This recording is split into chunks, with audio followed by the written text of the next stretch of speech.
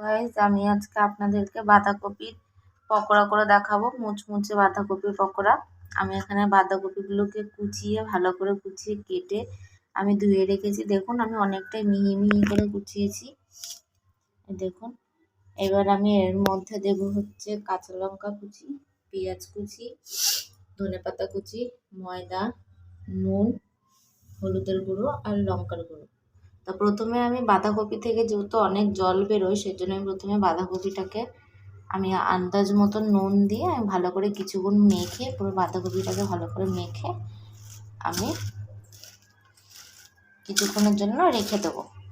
বাঁধাকপি থেকে দেখবেন তখন অটোমেটিকই জলগুলো সব বেরিয়ে আসবে। তা চলুন আগে মেখে নিই, তারপরে আপনাদেরকে দেখাচ্ছি।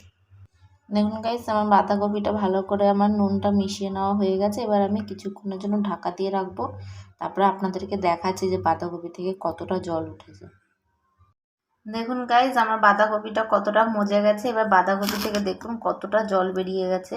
এবার আমি বাঁধাকপি থেকে জলগুলো আমি ভালো করে সেঁকে নেবো। এই দেখুন এরকমভাবে ভালো করে চিবিয়ে জলটা ঝাড়বেন, তাহলে আর জল জল ভাবটা থাকবে না। নিয়ে আমি এগুলো একটা অন্য পাত্রে, এই দেখুন আমি এই পাত্রে রেখে দিচ্ছি। তার চলুন জলটা ঝাড়া হয়ে যাক, তারপর দেখাচ্ছি। দেখুন আমার বাঁধাকপি থেকে জল ঝরানো হয়ে গেছে। এবার আমি একে একে সব কিছু উপকরণগুলো দিয়ে দেবো। প্রথমে কাঁচা লঙ্কা কুচিটা দিয়ে দিচ্ছি,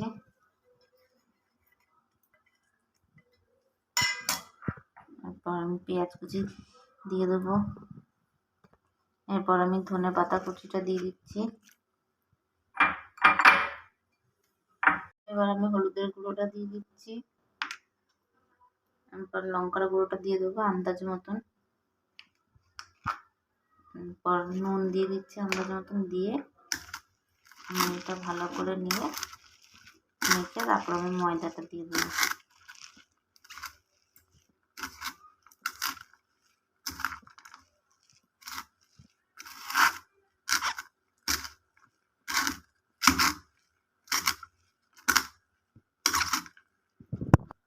এবার আমি ময়দাটা দিয়ে দিচ্ছি,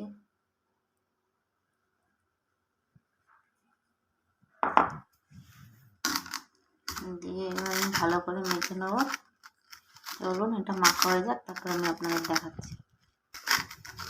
দেখুন গাইস আমার এই মাখাটা হয়ে গেছে, ভালোভাবে আমি মেখে নিয়েছি। এবার আমি গ্যাসে কড়াই বসিয়ে দিয়েছি। আমার কড়াইটা গরম হয়ে গেলে আমি তেল দিয়ে দেবো। দেখুন আমার কড়াই গরম হয়ে গেছে, এবার আমি তেল দিয়ে দিচ্ছি।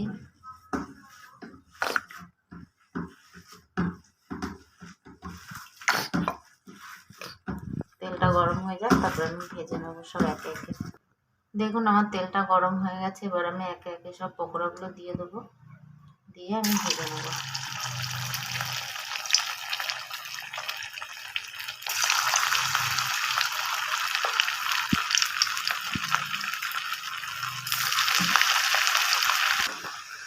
দেখুন গাইস আমার একে এপিট ওপিট দুপিটি ভালোভাবে ভাজা হয়ে গেছে।